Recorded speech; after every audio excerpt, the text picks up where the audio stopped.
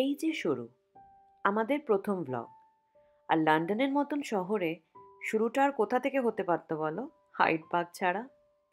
আমাদের বাড়ি থেকে মাত্র 15 মিনিটস টিউবে পৌঁছে যাই আমরা প্যাডিংটন। আর সেখান থেকে 8 থেকে 10 মিনিট ওয়াক। একরকম নিজের বাড়ির উঠোনই বলতে পারো, একটু রাজকীয় ভার্সন। আর আজকের ওয়েদার, ওয়াও, একদম লন্ডন বিহেভিং ওয়েল টাইপ। রোদ, হালকা গরম, and zero chance of betrayal by rain. একদম পারফেক্ট। ঢুকেই কোনায় এই চমৎকার একটা ছোট্ট কফি শপ। উইকেন্ড আর রোদ একসাথে মানেই লন্ডনের সব কফি লাভার্সরা হাজির।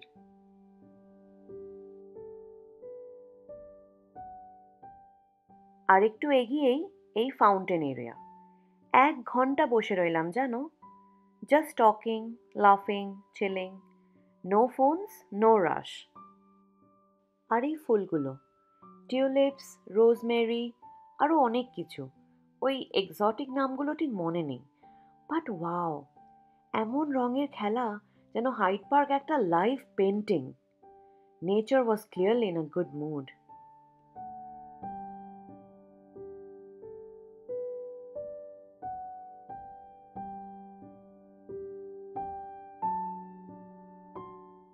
এই রোদের দোহাই দিয়ে একটু আইসক্রিমও হয়ে গেল।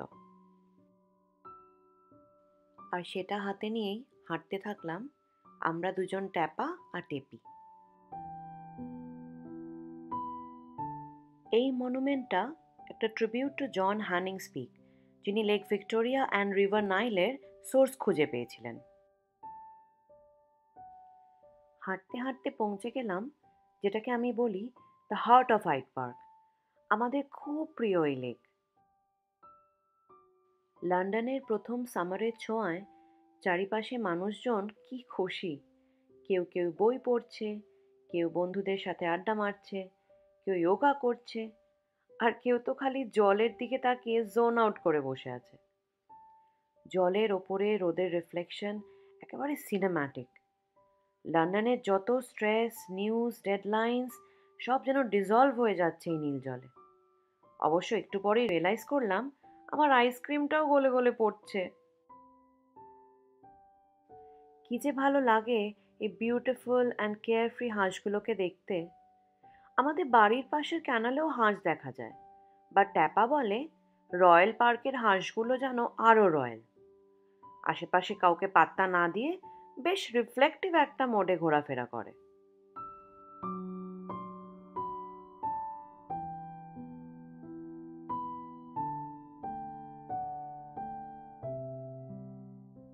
ট্যাপা হঠাৎ এই গাছটার মধ্যে কিছু একটা ম্যাজিক খুঁজে পেয়েছে।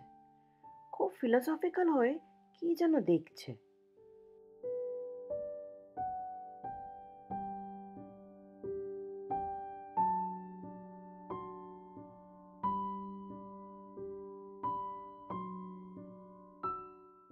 আমি ওই ঘাসের ওপরে ছড়িয়ে থাকা ছোট ছোট সাদা ফুলগুলো দেখে একটু ফেয়ারি টেলের মতো ফিল করছিলাম। ডেইজি ভেবে এক্সাইটেড হয়ে পরে বুঝলাম ওইগুলো গ্রাস উইডস।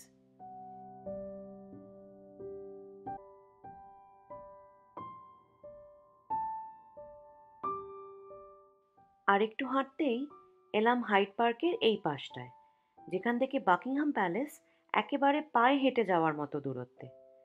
তোমরা যদি হাইড পার্ক কর্নার গেট দিয়ে এক্সিট করো, দেন ওয়েলিংটন আর্চ পড়বে, যেখান থেকে Buckingham Palace just stone's throw away ডিস্টেন্সে।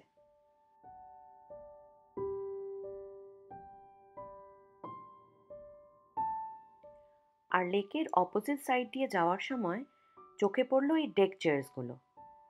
একটু বসলাম, একটু নিঃশ্বাস নিলাম। এটা কিন্তু chargeable, £4 for 2 cheers for 4 hours. But সামনে ওই ভিউটার জন্য টোটলি ওয়ার্থ ইট। তবে চাইলে ঘাসেও বসা যায়। মাদার নেচার কিন্তু অ্যাবসলিউটলি ফ্রি।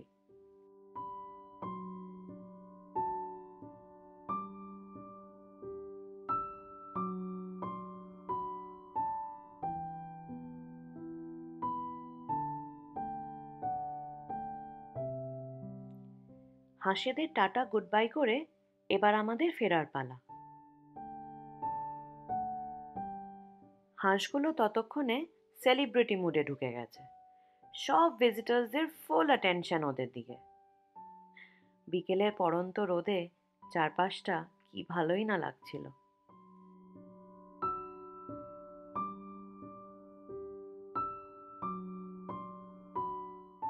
প্রায় 30 মিনিটস লাগে আমাদের গেটে পৌঁছাতে। আমরা সবসময় সেম গেট দিয়ে এক্সিট করা পছন্দ করি। It's closest to Paddington station and feels like a full circle moment. নইলে হাইড পার্ক তো like Hogwarts for nature lovers. On the way এই কাঠবিড়ালি সাহেবের সাথেও আলাপ হলো। এক্সিটের আগে ট্যাপাকে চট করে নিয়ে গেলাম পার্কের আরেক দিকে, মার্বেল আর্চের এক্সিটটা দেখাতে। সুন্দর একটা ন্যাচারাল ওয়াকওয়ে করে মার্বেল আর্চ স্টেশন পৌঁছানো যায় এদিক দিয়ে।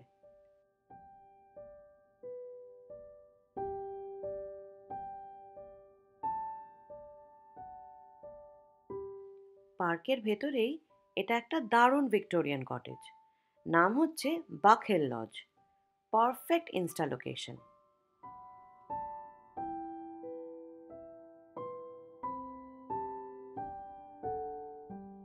আর এই ফাইনালি বেরোচ্ছি আমরা। গেটের সামনেই সেই রয়্যাল ল্যাঙ্কাস্টার হোটেল। শোনা যায় অনেক রয়্যাল ফ্যামিলিজ, যেরম থাইল্যান্ডের রাজ পরিবার, লন্ডন আসলে এখানেই থাকেন, পুরো টপ ফ্লোরটা বুক করে। শেষটায় আবার সিটি ভাইবস এনজয় করতে করতে আমরা দুই ট্যাপা টেপি হেঁটে চললাম। সেন্ট্রাল লন্ডনের electrifying energy, iconic red buses and black taxis, বিকেলের লাইট ব্রিজ, আর পায়ে পায়ে ফেরা প্যাডিংটনের পথে। এটাকে বলে man in the clock, just opposite to Paddington station. Dutch artist Marten বাসের একটা ফ্যাসিনেটিং ক্রিয়েশন। এইবার তাহলে শেষ করছি আমাদের প্রথম ব্লগ। হাইড পার্কে একটা সানি আফটারনুন কাটানোর কিছু মুহূর্ত, কিছু কনভারসেশন, কিছু আইসক্রিম, আর অনেকটা শান্তি নিয়ে। যদি ভালো লাগে তাহলে লাইক অ্যান্ড সাবস্ক্রাইব করো, আর কমেন্টে জানিও কেমন লাগলো। আমাদের এই বিরিয়ানি অ্যান্ড বিগ বেনে এই ছিল আমাদের আজকের গল্প।